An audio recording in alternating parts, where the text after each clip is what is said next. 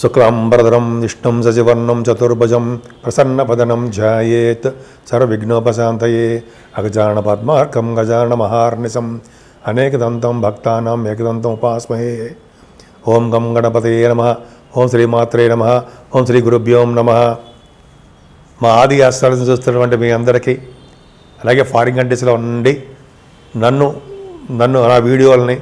నా వీడియోలను చూస్తూ ప్రోత్సహిస్తున్నటువంటి మీ అందరికీ కూడా పేరు పేరున నా హృదయపూర్వక నమస్కారాలు. ఇప్పుడు మనం 23వ తారీఖు ఫిబ్రవరి నుంచి 28వ తారీఖు ఫిబ్రవరి వరకు కూడా ఈ వారం రోజులు ఎలా ఉండబోతుంది? అద్భుతంగా ఉండబోతుందండి. మీ శుక్రుడు బ్రహ్మాండంగా ఉన్నాడు కదా. సో చెప్పుకుందాము. ముఖ్యంగా మీ జాతకాలు తెలుసుకోవాలనుకుంటే మీరు మీ date of birth, time of birth, place of birth మీరు నాకు వాట్సాప్ చేయండి. అంతేకాకుండా మనం ఆది ఆస్ట్రాలజీ తరపున మేము ముహూర్తాలు కూడా పెడతా ఉండే, మ్యారేజ్ ముహూర్తాలు, మ్యాచ్ మేకింగ్ అంటాం కదా, వధూవరుల యొక్క జాతకాల పరిశీలన, అంతేకాకుండా మనం ఒడుగు ముహూర్తాలని ఉంటాయి కదా, ఈ సంవత్సరంలో ఉన్నాయి. ఇవన్నీ మన ఆది ఆస్ట్రాలజీ తరఫున చేస్తాము. నేనే చేస్తాను. మీకు కావాలనుకుంటే మా ఆది ఆస్ట్రాలజీని కింద నెంబర్ స్క్రోల్ అవుతుంది, వాటి నెంబర్ని సందర్శిస్తే తప్పకుండా నేను చెప్తాను. సరేనండి. ముందు ఇప్పుడు మనం కర్కాటక రాశి వారికి కొన్ని చిన్న ఇబ్బందులు ఉన్నా మీకు ధనం విషయంలో ఏమాత్రం ఇబ్బంది పడరండి. కాకపోతే ఒక విషయం ఏంటంటే ద్వితీయ భావాన్ని శని చూడడం వల్ల కొద్దిగా ధనం విషయంలో చిన్న ఇబ్బంది కలుగుతాయి. ద్వితీయాధిపతి కూడా అష్టమ భావంలో ఉండడం వల్ల అంటే అష్టమ భావంలో ఉండడం వలన కూడా చిన్న ఇబ్బంది కలుగుతాయి అంటాం కదా. అంటే కుటుంబంలో సఖ్యత లేకపోవడము, బంధువుల్లో కొంచెం చిన్న మనస్పర్ధలు రావడము, సకాలంలో మీకు మొండి బాకీలు చేతికి రాలేకపోవడము జరుగుతుంది. మీకు గురుడు ఉన్నాడు కదండి, భయమేలా? కేతు 3వ భావంలో ఉన్నాడు కాబట్టి ఇప్పుడు చెప్పినట్టుగా ధైర్యము, సాహసము, ప్రతి పనిలోనూ ముందంజలో ఉండడము, పరాక్రమవంతులుగా ఉండడము, మీ తోబుట్టువులకి మంచి విశేష ప్రతిభ కనపరచడము, గురుదృష్టి, కుజదృష్టి మీ 3వ భావం ఉండడం వల్ల శుభవార్తలు వినడము, వాహనాలు, గృహాలు యోగం కలగడము ఎక్కువ ఉన్నాయి. 4th హౌస్ లార్డ్ శుక్రుడు మంచివాడు కాదు కదా, ఆయన మీకు బ్రహ్మాండంగా భాగ్యస్థానంలో వచ్చే స్థితిలో ఉన్నాడు. తల్లి గారికి బాగుంటుందండి ముఖ్యంగా. అంతేకాకుండా మీ విద్యలో కూడా బాగా రాణిస్తారు.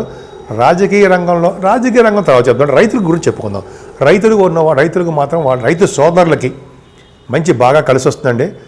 వాళ్ళకి ఎందుకంటే శుక్రుడు వచ్చే స్థితిలో ఉన్నాడు కాబట్టి సమయానికి డబ్బులు చేతికి అందుతాయి. అలాగే సంగీతం ఉన్న వాళ్ళకి చాలా ప్రతిభ ఉంటుందండి. మ్యూజిక్ డైరెక్టర్స్ అంటాము, మ్యూజిక్ నేర్చుకునే వాళ్ళకు ఉంటారు. వాళ్ళ ప్రతిభ గుర్తించి వాళ్ళకి సన్మానాలు జరగడానికి అవకాశం ఉంది. కర్కాటక రాశి వాళ్ళకి 6వ భావంలో చంద్రుడు ఉండడం మంచిది కాదు. కానీ అక్కడ కుజదృష్టి చంద్రుడికి ఉండడం వల్ల యోగమేనండి, చంద్రమంగళ యోగం. మీ మేనమామలు ఉండడము, సంపూర్ణమైన ఆరోగ్యవంతులుగా చంద్రుడు ఉండడము, యాక్టివ్గా ఉండడము, సేవకా జనం ఉండడము, అలాగే మీకు కావాల్సిన సొమ్ము ఉంటుంది సరే, అంటే రాని బాకీలు ఉంటాయి కదా, మొండి బాకీలు, అవి రావడము ఎంత అద్భుతంగా ఉందండి. అనారోగ్య సమస్యల నుంచి దూరంగా ఉండడము, సంపూర్ణ ఆరోగ్యవంతుడిగా మీరు చక్కగా హ్యాపీగా తిరగడం ఉంటుంది. 7వ భావానికి గురుదృష్టి ఉంది. ఎంతో కాలంగా భార్యాభర్తల యొక్క అనురాగము, అది కొద్దిగా మిస్అండర్స్టాండింగ్స్ మీకు ఉన్నాయి, చిన్న ప్రాబ్లమ్స్ ఉన్నాయి, అవన్నీ తీరిపోతాయండి. అలాగే అంటే ఈ మార్చి ఎండింగ్ కల్లా శని మారుతున్నాడు కాబట్టి అసలు భార్యాభర్తల యొక్క అనురాగం పెరిగిపోతూ ఉంటుంది, ఆప్యాయత పెరిగిపోతూ ఉంటుంది, అదృష్టం పెరిగిపోతుంది. అప్పుడు మార్చి చెప్పుకుందాం.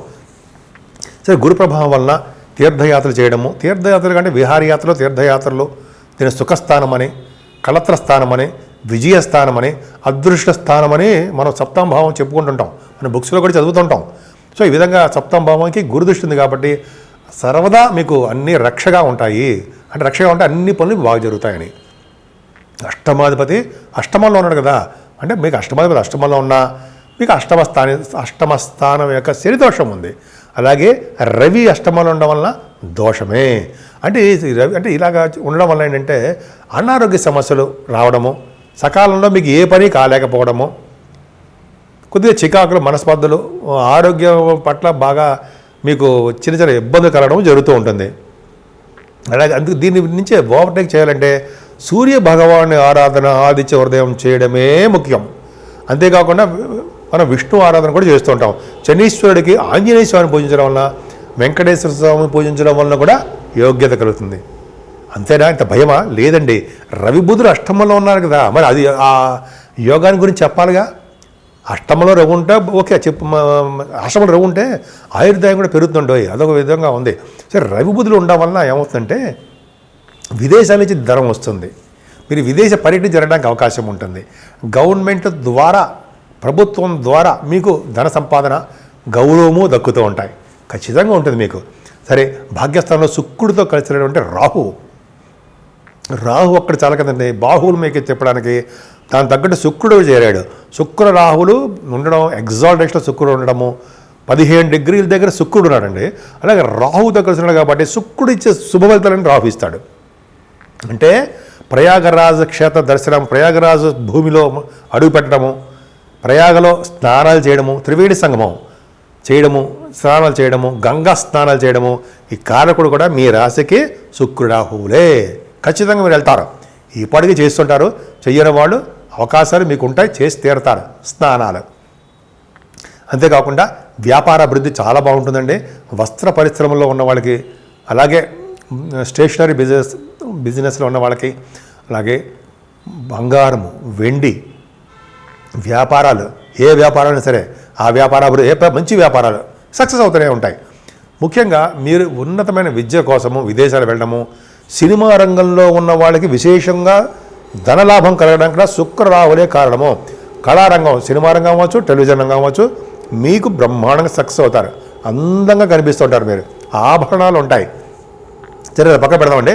దశమస్థానానికి శని దృష్టి ఉంది కాబట్టి కొద్దిగా మీ ఉద్యోగంలో భద్రత కానీ, ఉద్యోగంలో ప్రమోషన్స్ కానీ కొద్దిగా లేట్ అవుతూ ఉంటాయి. ఏదైనా లాభస్థానంలో ఒక్క గురుడు మిమ్మల్ని కాపాడుతాడండి. లాభంలో గురుడు, భాగ్యంలో శుక్రుడు, చాలు పరివర్తనలో ఉన్నారు వాళ్ళిద్దరు. కాబట్టి మీకు ఏంటంటే లాభంలో ఉన్న గురుడు యోగాన్ని ఇస్తాడు. అంటే విశేషమైన సంపదల్ని, మంచి మంచి పుత్రుల్ని, అలాగే వేద పండితులకి అభ్యున్నతి కలిగించడము, అలాగే వేదాలతో పాటు రాజకీయ రంగంలో ఉన్న వాళ్ళకి మంచి అద్భుతంగా గురుడు కూడా ప్రభావం అవుతుంది. వాళ్ళు కాకుండా అండి వీళ్ళకి ఏంటంటే అడ్వకేట్స్ అంటాం సరే, లాయర్స్, వాళ్ళకి కూడా గురుబలం బాగుండాలండి. వాళ్ళకి కూడా మంచి అద్భుతంగా వాగ్దాటి ఉండి సక్సెస్ అవుతూ ఉంటారు వాళ్ళు.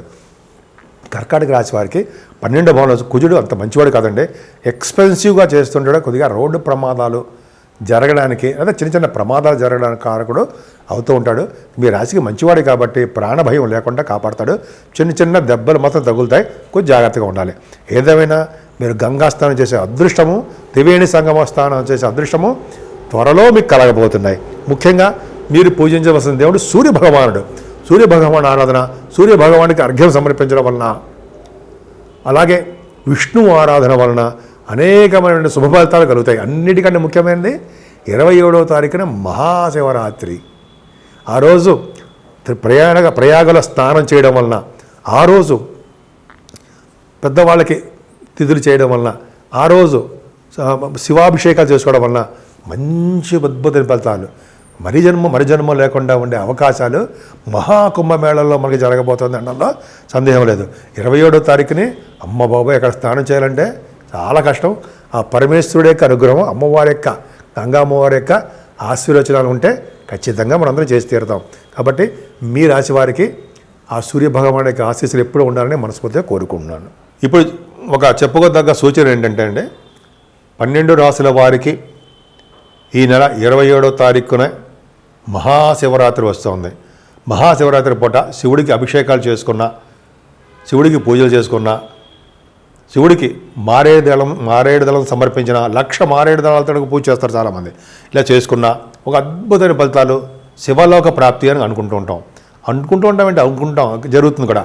అంతేకాకుండా ఈరోజు చాలామంది కాశీ క్షేత్ర దర్శనంలో చేసుకున్న, గంగా స్నానాలు చేసిన, పైగా ప్రయాగరాజులో మహాకుంభమేళలో మాఘమాసంలో వచ్చేటువంటి మహాశివరాత్రి పూట మనం స్నానాలు చేసుకున్న శివలోక ప్రాప్తి అని అంటాం కదా, శివలోకంలో ఉంటాం, శివలోక గచ్చతి అంటాం. అలాగే మనం అంత దూరం వెళ్ళలేకపోయినా మన ఇంట్లోనే శివరాత్రి శివుడి యొక్క పూజలు చేసుకుంటూ, శివుడికి సంబంధించిన అభిషేకాలు చేసుకుంటూ, శివుడికి మారేళ్ల దళాలు సమర్పించుకుంటూ ఉన్నా కూడా అంతే పుణ్యం వస్తుంది. మనం వెళ్ళలేకపోయినా గంగానదిని ప్రార్థించిన, ప్రయాగ స్వామిని ప్రార్థించిన, అలాగే శివుడి అభిషేకం, శివుడికి సంబంధించిన పూజలు చేసుకున్నా సరే అంతే ఫలితాలు, మంచి శుభ ఫలితాలు 12 రాసుల వాళ్ళకే ఉన్నాయి. కాబట్టి మీరు మన ఇళ్లలోనే మనం శివుడికి అభిషేకాలు చేసుకుందాము. అంత దూరం వెళ్ళి మనం స్నానాలు చేయలేము కాబట్టి, స్నానాలు చేసిన వాళ్ళు అదృష్టవంతులే.